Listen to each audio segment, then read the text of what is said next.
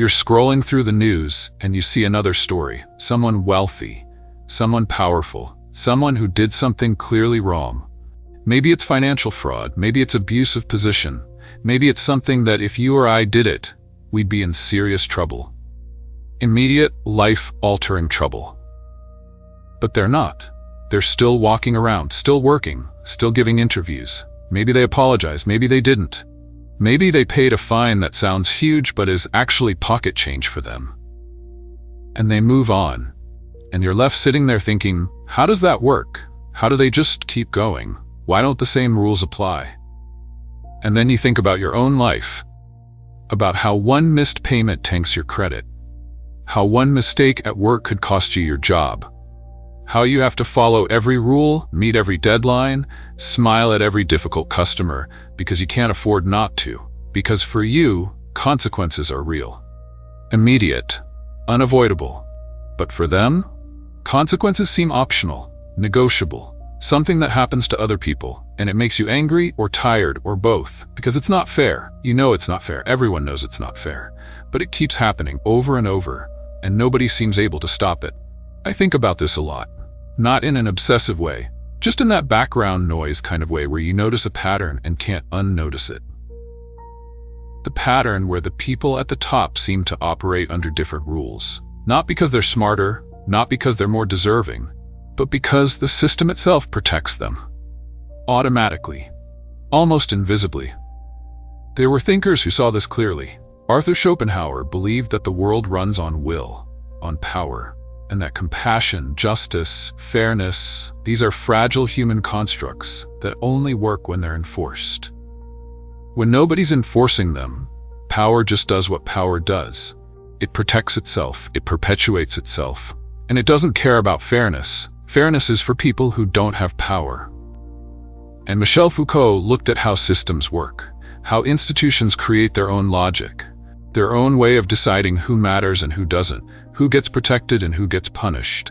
And he noticed that the people who run the systems are protected by the systems. Not through conspiracy, not through meetings where they plan to escape consequences, but through the simple fact that the system was built by people like them, for people like them, and naturally bends to accommodate people like them. You see this everywhere once you start looking. The CEO who makes a disastrous decision that costs thousands of people their jobs walks away with a golden parachute. The politician who gets caught in corruption gets a fine and keeps their pension.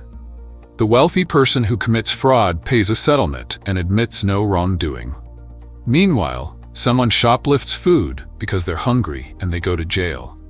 Someone misses a court date because they couldn't afford the bus fare and a warrant is issued. Someone makes one mistake on their taxes and the penalties pile up until they're drowning. Same society, different rules. And the difference isn't what you did, it's who you are, where you sit in the hierarchy, how much power you have to push back against consequences. There's this old joke about a man who steals a loaf of bread and gets 5 years in prison, and another man who steals $1 million and gets a fine. And someone asks, why the difference? And the answer is, the first man stole from someone who could afford lawyers. The second man stole from people who couldn't. It's funny in a dark way, and also completely accurate. Justice isn't blind. Justice is just expensive. And if you can afford the right lawyers, the right connections, the right institutional protection, consequences become negotiable. Schopenhauer would say this is just nature.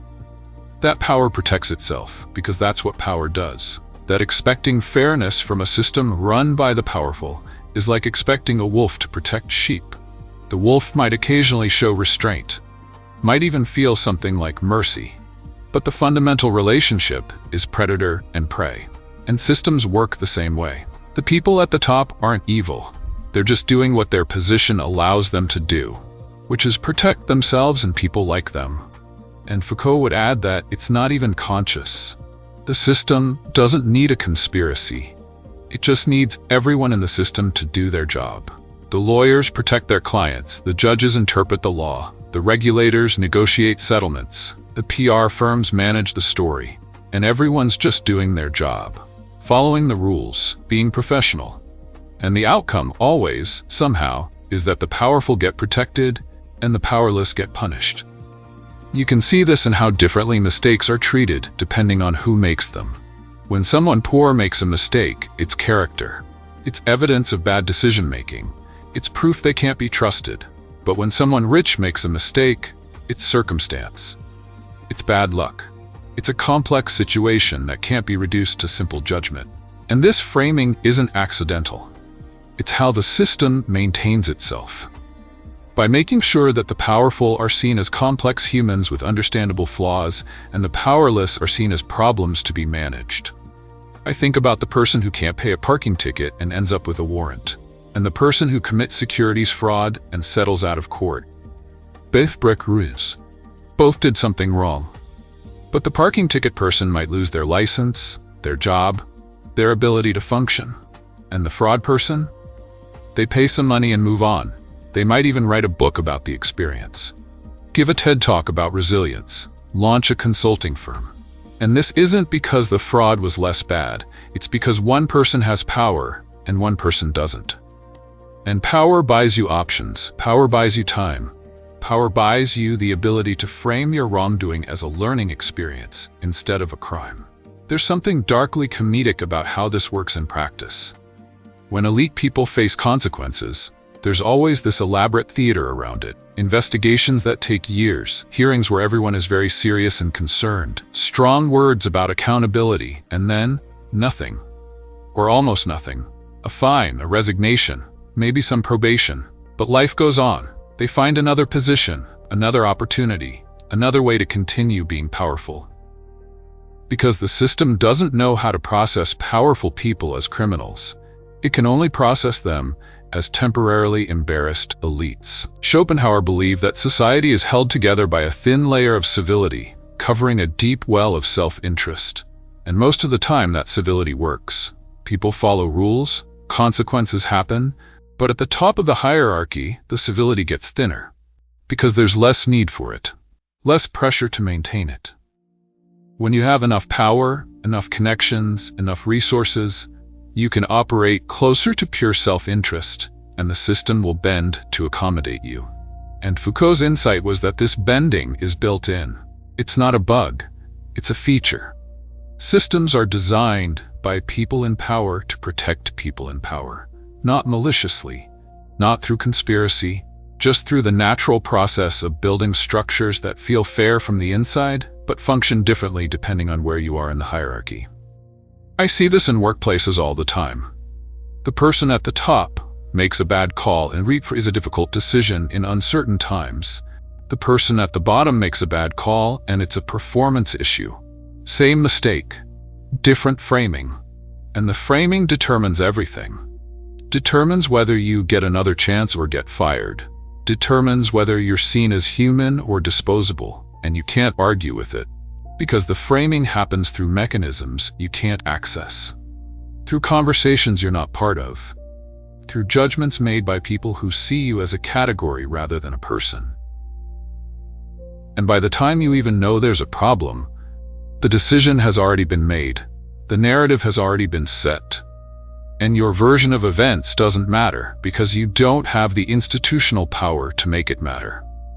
There's this gap that develops, a gap between what the rules say and how the rules are applied. And everyone can see the gap. It's not subtle, it's not hidden, but nobody can quite figure out how to close it. Because closing it would require the people who benefit from the gap to give up their protection, to voluntarily subject themselves to the same consequences everyone else faces. And that's not going to happen, not through goodwill, not through moral reasoning. Because systems don't reform themselves. Schopenhauer would probably say that's just reality. That power will always protect power. That expecting otherwise is naive. That the best you can do is understand how it works and navigate accordingly. Not cynically, just realistically. Know that the rules are different for different people. Know that fairness is an aspiration, not a guarantee. Know that if you don't have power, you need to be more careful, more strategic, more aware of the asymmetry. And maybe that's true. Maybe that's just how it is. Maybe the elites will keep escaping consequences because the entire system is designed to let them. And maybe getting angry about it doesn't change anything. Maybe accepting it is the only rational response. But there's something in me that resists that. Not because I have a solution. I don't. Not because I think things are going to change. They probably won't. But because accepting it as inevitable feels like giving up something important. Some basic sense that justice should matter. That consequences should be real. That we should at least try to hold everyone accountable, regardless of their position. And maybe that's naive. Maybe that's just my own attachment to fairness talking. Maybe Schopenhauer would laugh at that and say, fairness is an illusion. A story we tell ourselves. And in the real world, power is the only truth. But I don't know. I think Foucault would say something different. He'd say that systems can change. Not easily, not quickly, not through appeals to fairness, but through disruption, through exposing the mechanisms, through making visible the processes that usually operate invisibly. And maybe that's what these moments of obvious injustice do. They make the system visible. They show people how it actually works. And maybe that visibility matters. Eventually, or maybe it doesn't. Maybe people see, people know, people understand, and nothing changes anyway, because knowing how the system works doesn't give you the power to change it. You're scrolling through the news. Another powerful person escaped consequences. Again. And you're not even surprised anymore. You're just tired. Tired of the asymmetry, tired of the performance, tired of watching the same pattern repeat while everyone pretends this time will be different. And maybe that tiredness is the point. Maybe the system counts on it. Counts on people getting exhausted. Counts on resignation. Counts on everyone eventually accepting that this is just how things are. Or maybe not. Maybe something shifts, slowly, invisibly. Maybe enough people seeing the pattern create something. Not revolution, just awareness. Just refusal to pretend it's fair. Just quiet resistance to the narrative. And maybe that's enough. Or maybe it isn't, but it's true. And truth, even when it doesn't fix anything, is still worth knowing.